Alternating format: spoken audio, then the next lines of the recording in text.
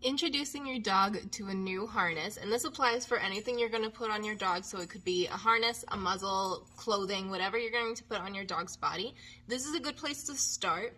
Basically what I'm going to do is I'm just going to make the gear part of the environment. So I've got a few harnesses here, and I'm just going to go ahead and put them on the floor, make them very normal. I'm going to remain super calm. I'm not drawing a ton of attention to them. The dogs will notice them, and when they do, I'll be calmly rewarding them, telling them they're good, giving them some time to interact with the gear, maybe giving them some treats, and then when I think that it's time to move on, I'll probably toss the ball she's throwing for herself right now, just to break the tension, make sure that she continues exploring the world. And what I want you to do when you're in this situation is just make the gear part of the environment for as long as you can before actually having to put it on them. So just having it hang out on an armrest or in the kitchen or just somewhere totally normal, hopefully somewhere you won't trip over it, calmly rewarding the dog for interacting with it. This is going to make a big difference for dogs who chew on their leashes, who get way too excited for walks. This is going to make a big difference for dogs who are afraid of having gear put on them. This is going to make just such a calm and neutral feeling towards the stuff that just lives in the environment. Another thing you can do, especially for those nervous Nellies, is you can actually spray a little bit of dog pheromones onto the gear itself, and so it just lives in the environment and it produces on its own just like a natural calming essence to it. So we'll go ahead and get started.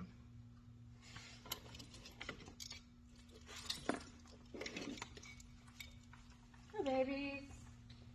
Is that interesting? Good girl. Yeah, you can have a cookie checking that out. You see, she's much more interested in me and my cookies than she is in the harness. Go ahead and put this one out here. Ooh, that's an interesting one. Good girl. Check it out. My voice stays pretty calm, but rewarding. She's obviously pretty interested. She's got a nice happy waggy tail. Good girl.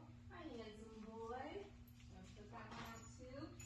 You just want treats, and that's fine. I don't mind if you choose to ignore the gear if it makes you uncomfortable. I don't mind that in the slightest. And you're a good girl because you checked it out. Good job, everybody. What do we think? Is this stuff just okay? Again, I don't have to draw a lot of attention to it. Wish thinks it's pretty interesting on her own. Reba thinks I'm much more interesting.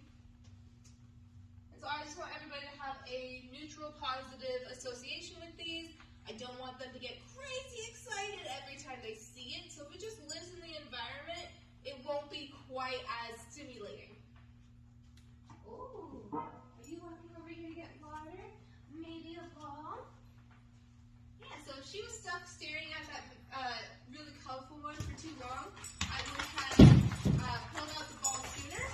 But they did a really good job engaging and disengaging and just treating this like it's part of the environment. Good girl.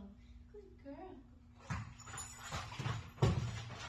So if your dog's getting hooked on it, definitely give them something else that's rewarding that they can focus on. These two have each other.